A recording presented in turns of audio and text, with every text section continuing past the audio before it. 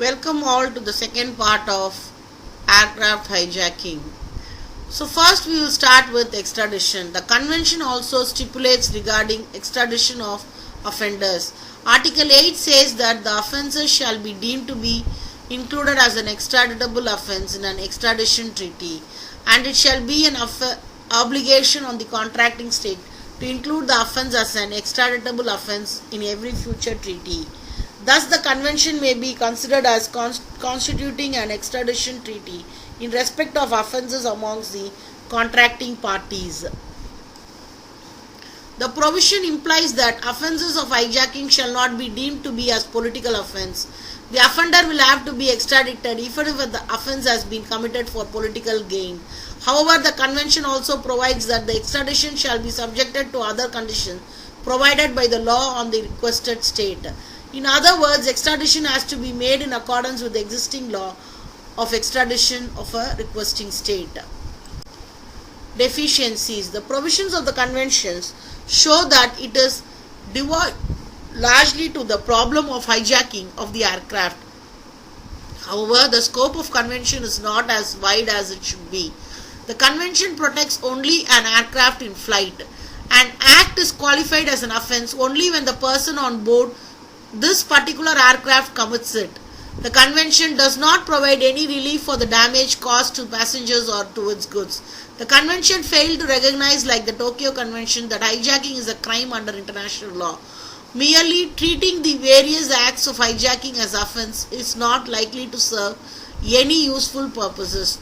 However, the convention is a firm improvement in the law of aircraft hijacking.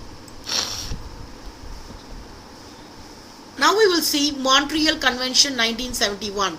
The Convention for the Suppression of Unlawful Acts Against the Safety of Civil Aviation was adopted on September 23, 1971 at a diplomatic conference in Montreal. The convention came into force on December 14, 1973.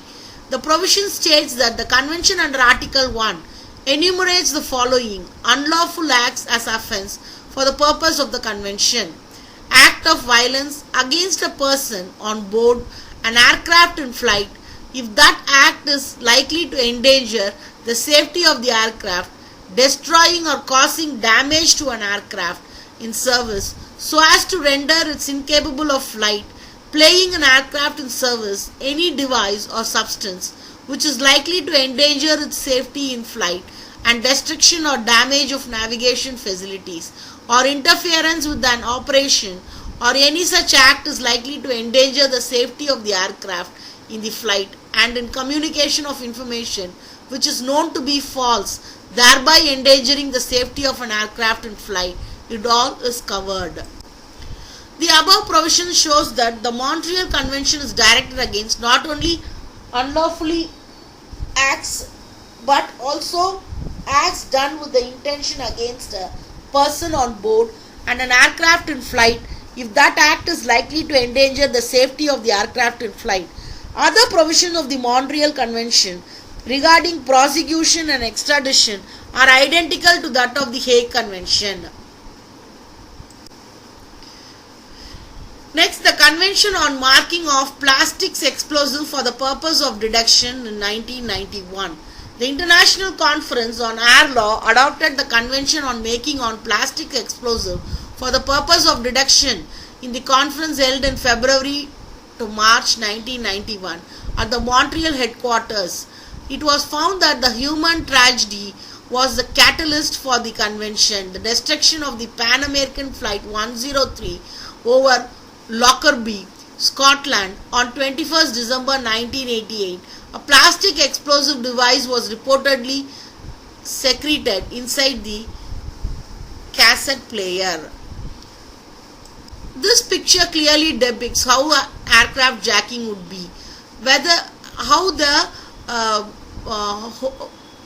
passengers are taken hostages by the hijackers.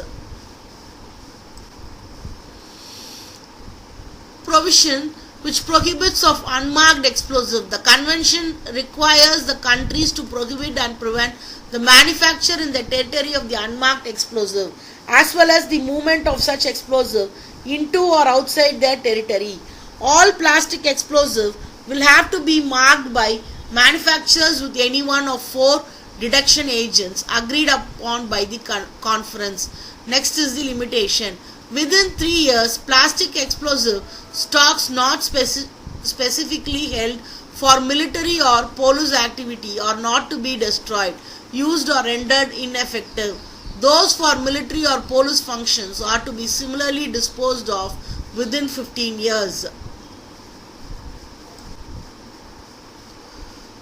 Next is the International Technical Commission. The International Technical Commission, chaired by the Convention, assesses development in the plastic explosive manufacturing, marking and detection, keep the international community informed for the purpose of amendments to the technical annexation to the Convention.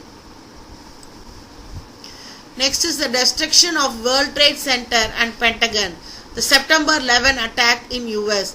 The September 11 attack were a series of 4 suicide attacks that were committed in USA on September 11, 2001, coordinated to strike the area of New York and Washington DC. On that Tuesday morning, 19 terrorists from the militant group Al-Qaeda hijacked 4 passenger jets. The hijacking intentionally piloted 2 of those planes into the north and south towers of the World Trade Center complex in New York City. Both towers collapsed within 2 hours. The hijackers also intentionally crashed a flight into the Pentagon, intended the pilot the 4th hijacked jet into the Capitol building of Washington DC. However, the plane crashed into the fields near Shanksville. After the passengers attempted to take control of the jet from the hijackers, almost 3,000 people died in the attack, including 246 civilians and 19 hijackers aboard the 4 plane. None of them survived. Suspicion quickly fell on Al-Qaeda, and in 2004 the group leader Osama bin Laden, who had initially denied involvement, claimed the responsibility.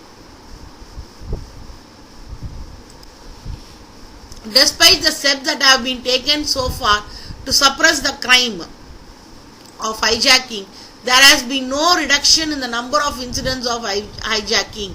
Efforts to induce the states to prosecute or extradite hijackers presuppose that criminal sanction against hijackers and are effective means of preventing hijacking. This assumption is not necessarily true. There is a need to tackle the problem of suppressing the crime of hijacking afresh. With this in view, a united effort should be made by the states to plug the loopholes of the existing law.